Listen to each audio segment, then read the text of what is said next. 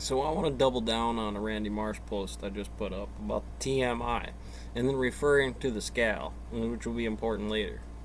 No, this, yeah, you'll understand in a minute. There is me, and I went outside. I was like, all right, how do I Randy Marsh this? So the little girl with the read it out, please. Well, Randy, he went out in the field and he watched his garbage outside, and there's a bear.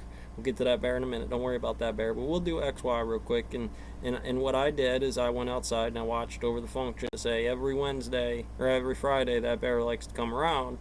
When that, obviously it's getting a little fuller. He's figured out some things which we'll get into a minute about the specifics of the bear equation, and or how that could be this or this in superposition to one another about the triangulation. Good for me, good for the bear. I like the thing I do with the thing, so does the bear also on A, B, C stuff about some vectors, figuring out which values, which velocity. Now, what are my reaction times on those are going to be broken down in one half to, well, he does something generally, and that's where that bear has slipped that in there for a high probability of certain things. So that value becomes a derivative of space. So that gives me my front yard. He's on it. He's on it where I normally had some little boxes figured out to put stuff in for other equations that did the same thing that we're just talking about. But we're being specific because otherwise that photon runs away on you. Behave yourself, photon.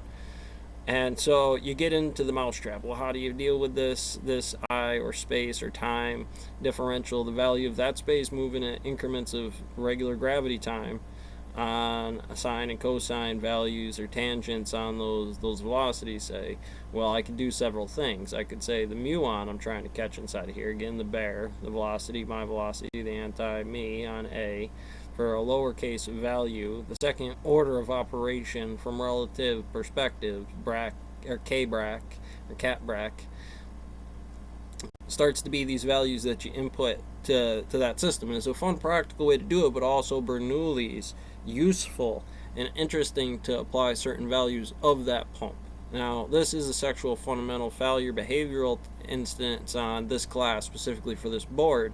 Be claiming he's with you, honey, then there's a drag on momentum of some things which play the same triangulation on the black body to avoid that burn off on the back end. We want to stabilize that field or hit the resonance on square waves so that photon at least is in waves on the smelloscope over here that does the same thing but registers it through different optics that I have to use in that field to do it. So gravity would be the same for me and the bear in this case, and I can quantify that but give them different values in superposition of one another that don't really become causal to each other until they're graphed in a certain way or visually confirmed. The window of opportunity, and then we adjust the feeds and speeds which open the opportunity, but it acts like an irrational photon, and that's the reality on some of that causality. The spring is always pulling up on there, and if you look at the gravitational force, it pulls at the weight, and that's given the composition of the spring when he's talking about make it a real long heavy spring out of materials and let that stretch out in the middle, and that'll hold that index longer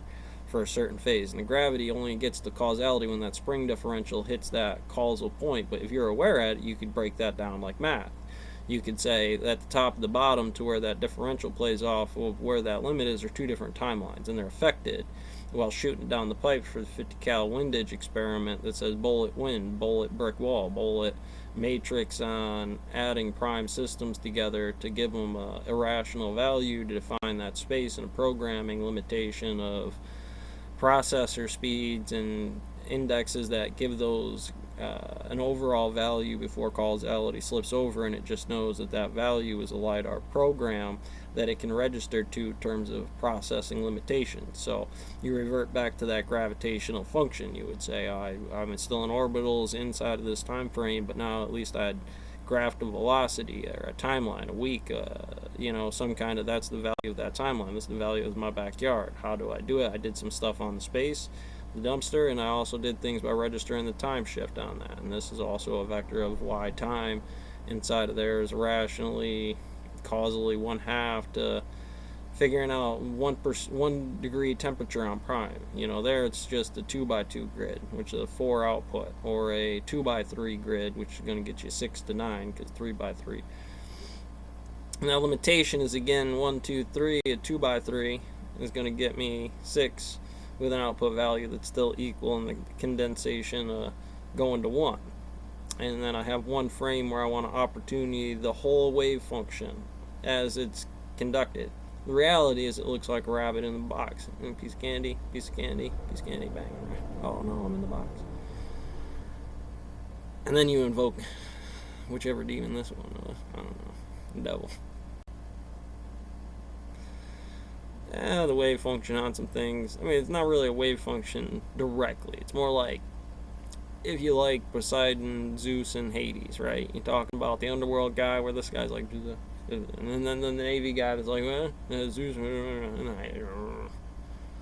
and then, you get into it, and it's, that's the timeline, that's the angle I missed. It gave it value for C, which is causal to X and some stuff that give you specific value, and a way to get actually into there and break the exclusionary principle. It's to say, well, you're going to have to factor big guy. Catch you on the next one.